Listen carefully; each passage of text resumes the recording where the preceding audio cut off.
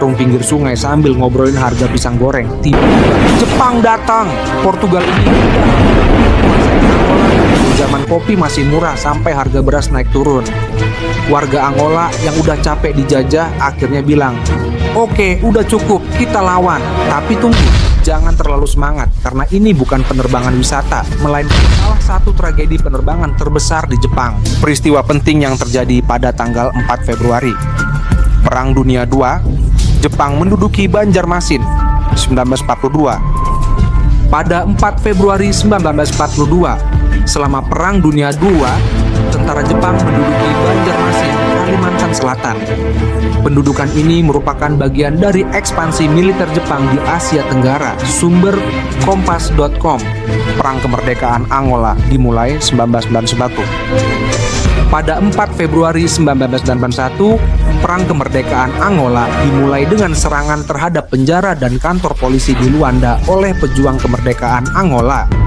Perang ini berlangsung hingga tahun 1975, ketika Angola akhirnya meraih kemerdekaannya dari Portugal. Sumber ide Wikipedia.3. Kecelakaan All Nippon Airways, penerbangan 60 1966. Pada 4 Februari 1966, pesawat All Nippon Airways penerbangan 60 jatuh ke Teluk Tokyo, Jepang, menewaskan 103 orang di dalamnya. Kecelakaan ini menjadi salah satu tragedi penerbangan terburuk di Jepang pada masa itu. Sumber Ran Ida Wikipedia Argi. Yasser Arafat terpilih sebagai Ketua PLO 1999. Pada 4 Februari 1999, Yasser Arafat terpilih sebagai Ketua Organisasi Pembebasan Palestina (PLO). Di bawah kepemimpinannya, PLO menjadi representasi utama perjuangan rakyat Palestina untuk kemerdekaan. Sumber ide Wikipedia.org. Gempa bumi Haicheng di Cina 1975.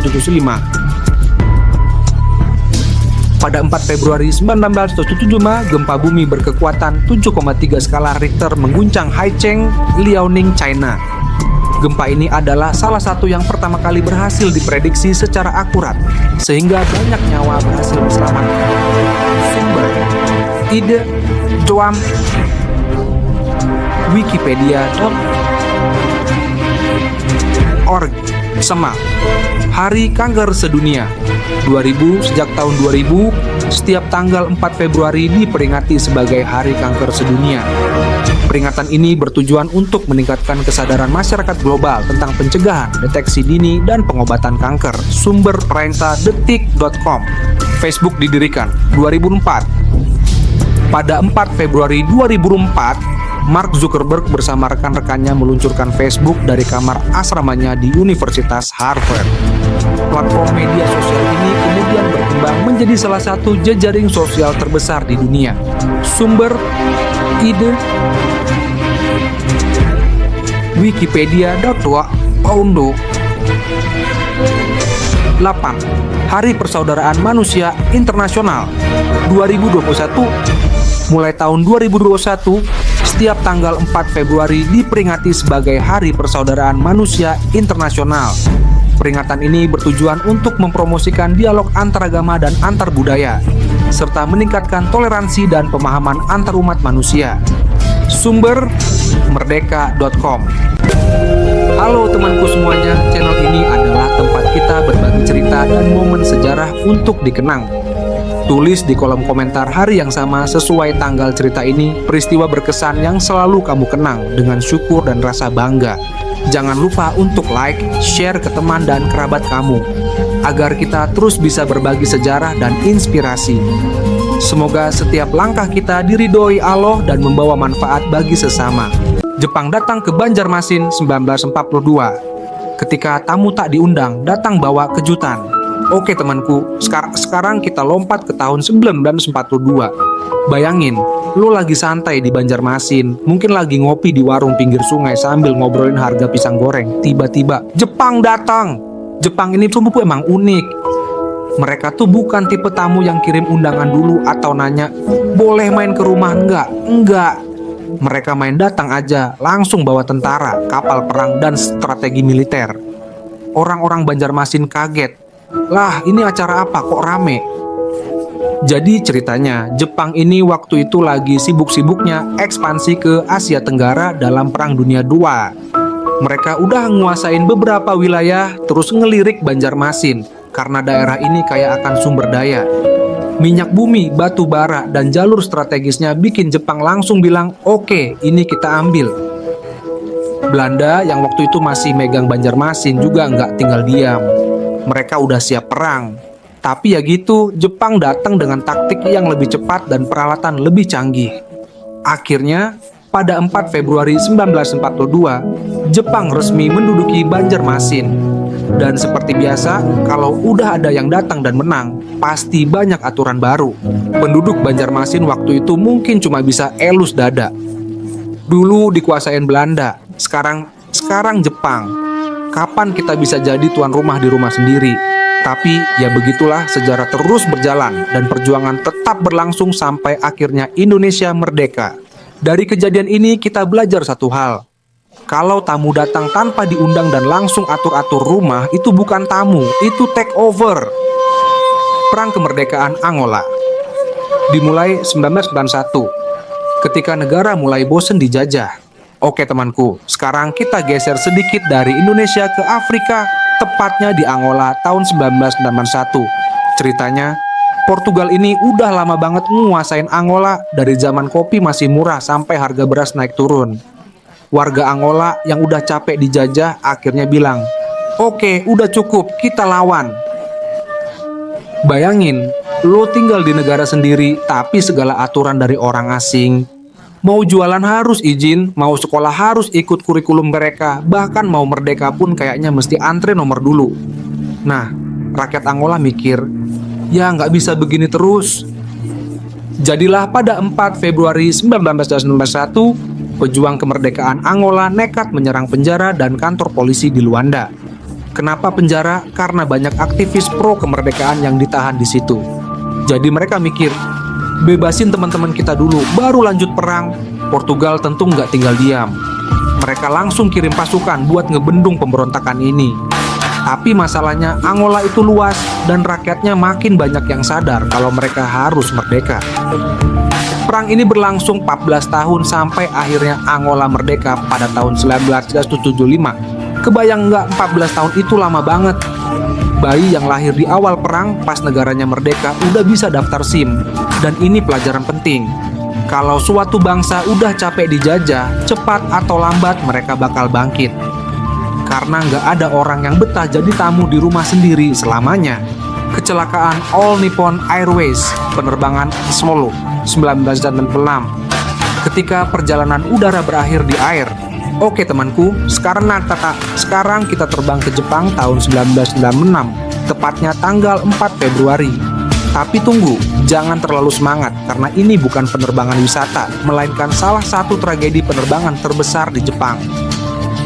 Ceritanya, pesawat All Nippon Airways penerbangan 60 berangkat dari Sapporo ke Tokyo, bawa 133 penumpang dan kru. Awalnya semuanya biasa aja, pilotnya santai, pramugarinya juga mungkin lagi muterin troli makanan sambil nanya, mau teh atau kopi. Tapi pas pesawat mulai mendekati Tokyo, tiba-tiba ada yang gak beres. Cuaca buruk, komunikasi kacau, dan entah kenapa pesawat ini jatuh ke Teluk Tokyo. Yang bikin lebih bingung, nggak ada panggilan darurat dari pilot. Jadi pesawat ini jatuh begitu saja, kayak wifi yang tiba-tiba putus pas lagi streaming film. Tim penyelamat langsung datang, nyari reruntuhan pesawat di air. Tapi karena jatuh di teluk, bangkai pesawatnya nggak langsung kelihatan, butuh waktu buat nemuin semuanya. Sayangnya nggak ada satupun yang selamat. Sampai sekarang, penyebab kecelakaan ini masih jadi misteri. Ada yang bilang masalah teknis, ada juga yang menduga human error. Tapi yang jelas, kejadian ini bikin industri penerbangan Jepang makin ketat dalam soal keamanan. Pelajaran dari cerita ini, kalau lu naik pesawat dan tiba-tiba pilotnya diem aja terlalu lama, mending tanya aja ke pramugari, "Kak, pilotnya baik-baik aja kan?" Yasser Arafat jadi ketua PLO 1949. Dari pejuang jadi pemimpin. Oke temanku, sekarang kita lompat ke Timur Tengah, tepatnya Palestina tahun 1989. Bayangin, lo lagi duduk santai di kafe, tiba-tiba ada pengumuman besar. Yasser Arafat jadi ketua organisasi pembebasan Palestina PLO. Warga Palestina waktu itu pasti ada yang tepuk tangan, ada yang mikir, oke, berarti makin serius nih perjuangan kita. Soalnya Yasser Arafat ini bukan orang sembarangan. Dia udah lama aktif di gerakan kemerdekaan Palestina, bahkan ikut mendirikan organisasi Fatah, yang waktu itu kerjanya nggak cuma rapat, tapi juga berjuang beneran. Nah, PLO ini ibaratnya kayak organisasi pusat buat perjuangan Palestina. Jadi kalau diibaratkan, PLO ini kayak kepala sekolah, sementara gerakan-gerakan lain adalah murid-muridnya. Sebelum Arafat, pemimpinnya kurang terlalu menonjol, tapi begitu Arafat naik, PLO jadi lebih dikenal dunia. Yang bikin unik, Arafat ini punya gaya khas, selalu pakai kefiyeh, sorban kotak-kotak khas Palestina yang dilipat sedemikian rupa sampai mirip bentuk peta negaranya. Lo bayangin kalau ada orang pakai baju batik, terus motifnya mirip peta Indonesia. Nah, kurang lebih gitu cara Arafat menunjukkan identitasnya. Di bawah kepemimpinannya, PLO mulai diakui banyak negara, meskipun perjuangan masih panjang. Arafat sendiri akhirnya jadi salah satu tokoh paling berpengaruh dalam konflik Palestina-Israel dan bahkan dapat Nobel Perdamaian di tahun 1994. Dari cerita ini kita belajar satu hal. Kalau lo jadi pemimpin organisasi, pastikan visi lo jelas dan penampilan lo khas. Biar kalau orang lihat, mereka langsung bilang, nah ini dia orangnya, gempa Haicheng di Cina 1975. Ketika alam bisa diprediksi, tapi masih ngeri juga. Oke temanku, sekarang kita geser ke Cina tahun 1975, tepatnya di kota Haicheng. Biasanya gempa bumi itu datang kayak mantan, tiba-tiba nggak ada peringatan dan bikin panik. Tapi yang unik dari gempa ini, para ilmuwan berhasil memprediksi sebelum kejadian. Jadi gini, sebelum 4 Februari 1975, orang-orang di Haicheng mulai ngerasain hal-hal aneh. Sumur air tiba-tiba naik turun sendiri, hewan-hewan pada gelisah, dan bahkan ada laporan ular keluar dari sarangnya di musim dingin. Lah, ular aja udah nggak betah, gimana manusia? Para ilmuwan Cina yang waktu itu memang lagi rajin meneliti tanda-tanda gempa, langsung nyadar, ini nggak beres, ada gempa gede yang bakal datang. Akhirnya mereka berani ngasih peringatan, evakuasi kota. Dan benar aja, tanggal 4 Februari 1975, gempa berkekuatan 7,3 skala Richter mengguncang Haicheng. Tapi karena penduduk udah dievakuasi ke korban jiwa jauh lebih sedikit dibandingkan kalau nggak ada peringatan sama sekali. Ini pertama kalinya dalam sejarah manusia berhasil membaca tanda-tanda alam sebelum bencana terjadi. Tapi ya gitu, sains nggak selalu sempurna. Tahun berikutnya, Cina kena gempa lebih besar di Tangshan, 1976, dan kali ini nggak ada yang bisa prediksi. Jadi ini semacam plot twist dari alam. Oke, lo bisa nebak sekali, tapi jangan kegeeran dulu ya. Pelajaran dari cerita ini, kalau lo lihat hewan-hewan mulai bertingkah aneh atau tiba-tiba ular hijrah ke tempat lain, mungkin itu bukan sinyal wifi yang lemot. Mungkin ada sesuatu yang bakal terjadi. Hari Kanker Sedunia 2000. Ketika dunia bersatu lawan penyakit yang gak ada lucunya. Oke temanku, sekarang kita masuk ke tahun 2000.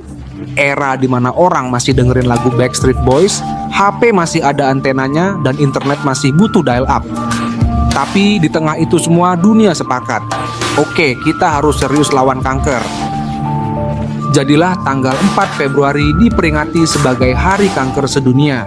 Tujuannya meningkatkan kesadaran soal kanker, deteksi dini, dan pencegahannya. Soalnya kanker ini bukan kayak ujian sekolah yang bisa lo skip kalau enggak siap. Ini bisa kena siapa aja, kapan aja, dan sering ketahuan pas udah telat. Makanya sejak hari ini diresmikan, kampanye-kampanye tentang kanker mulai gencar. Dari seminar kesehatan, pemeriksaan gratis, sampai hashtag di media sosial. Bahkan tiap tahun ada tema yang berbeda-beda, biar nggak monoton kayak tugas skripsi yang isinya cuman itu-itu aja. Tapi yang paling penting, Hari Kanker Sedunia ini bukan cuma buat diingat doang, tapi juga buat aksi nyata. Karena kalau semua orang sadar soal deteksi dini dan pola hidup sehat, angka kasus bisa ditekan. Pelajaran dari cerita ini, jangan cuma aware pas lihat kampanye doang. Mulai hidup sehat, periksa rutin, dan kalau ada gejala aneh di tubuh, jangan ditunda buat cek ke dokter. Karena kanker itu bukan bahan bercandaan, dan kalau bisa dicegah, kenapa harus nunggu? Facebook diluncurkan 2004, ketika dunia mulai kecanduan scroll tanpa henti. Oke temanku, sekarang kita masuk ke tahun 2004, zaman dimana orang masih SMS-an pakai pulsa, warnet selalu penuh, dan kalau mau internetan harus rebutan sama adek yang mau main game online. Tapi di tengah itu semua ada satu kejadian besar. Facebook resmi diluncurkan. Jadi gini, seorang mahasiswa Harvard bernama Mark Zuckerberg lagi gabut di kamar asrama. Tapi bukannya main game atau nonton TV kabel, dia malah bikin situs yang awalnya buat ngehubungin mahasiswa kampusnya. Nama awalnya thefacebook.com. Iya, dulu masih ada the-nya, belum sesimpel sekarang. Awalnya Facebook cuma buat mahasiswa Harvard. Tapi karena rame dan semua orang mulai kepo urusan orang lain, akhirnya situs ini dibuka buat universitas lain, terus makin besar, sampai akhirnya bisa diakses semua orang di dunia. Dan sejak saat itu, hidup kita nggak pernah sama lagi. Facebook jadi tempat curhat, debat, jualan reunian, sampai stalking mantan. Dulu kalau orang mau pamer liburan harus nunggu pulang buat nyetak foto, sekarang langsung upload sambil di lokasi. Dan jangan lupa, Facebook juga sukses menciptakan kebiasaan baru, scrolling tanpa tujuan. Lo niatnya mau cek notifikasi, tahu-tahu udah sejam berlalu, mata masih mantengin timeline. Kok tiba-tiba udah jam 3 pagi? Pelajaran dari cerita ini, sosial media itu seru, tapi jangan sampai lo lebih peduli sama update status orang lain daripada update hidup lo sendiri. Hari Persaudaraan Manusia Internasional 2021. Ketika dunia memutuskan untuk lebih ramah, oke temanku, kita sekarang sampai di tahun 2021. Dan ternyata dunia ini udah cukup lelah dengan segala perbedaan. Tahun 2021, dunia sepakat. Yuk, kita punya hari khusus buat persaudaraan. Makanya, sejak 4 Februari 2021, diperingati sebagai Hari Persaudaraan Manusia Internasional. Kenapa? Karena kita semua sadar, wah ternyata hidup lebih mudah dan damai kalau kita saling menghargai. Bayangin kalau semua orang di dunia ini menganggap orang lain seperti saudara, kayak teman yang ngajak makan bareng. Siapa tahu bisa jadi lebih banyak orang yang saling bantu saat lagi susah. Hari ini bukan cuma soal ngomongin perdamaian, tapi juga soal nyata-nyata mengubah cara pandang kita. Menghargai perbedaan agama, budaya, ras, dan ideologi. Karena pada akhirnya kita semua kan manusia, nggak ada yang lebih tinggi atau rendah cuma karena beda pendapat atau asal-usul. Dan nggak usah nunggu 4 Februari buat memperingati ini. Kan setiap hari bisa jadi kesempatan untuk lebih ramah dan peduli. Coba aja lo senyum duluan ke orang yang lagi jalan lewat, siapa tahu hari mereka jadi lebih cerah. Pelajaran dari cerita ini, Hari Persaudaraan Manusia itu nggak cuma buat dirayakan sekali setahun. Cobalah sebarkan persaudaraan dalam setiap langkah, biar dunia nggak cuma saling kenal, tapi juga saling peduli. Oke temanku, itu dia cerita-cerita sejarah yang penuh dengan kejutan, ketegangan, dan bahkan beberapa pelajaran hidup yang mungkin nggak kita duga. Tapi tenang, ini baru awal. Kalau lo suka sama cerita-cerita seru, jangan lupa buat balik lagi ke channel ini. Siapa tahu ada kisah lucu, tragis, atau bahkan kejadian yang bikin lo geleng-geleng kepala, langsung nongol di sini. Jadi jangan kemana-mana, pastikan lo tetap stay di channel ini. Soalnya cerita-cerita keren lainnya bakal terus datang, siap bikin hari lo lebih berwarna.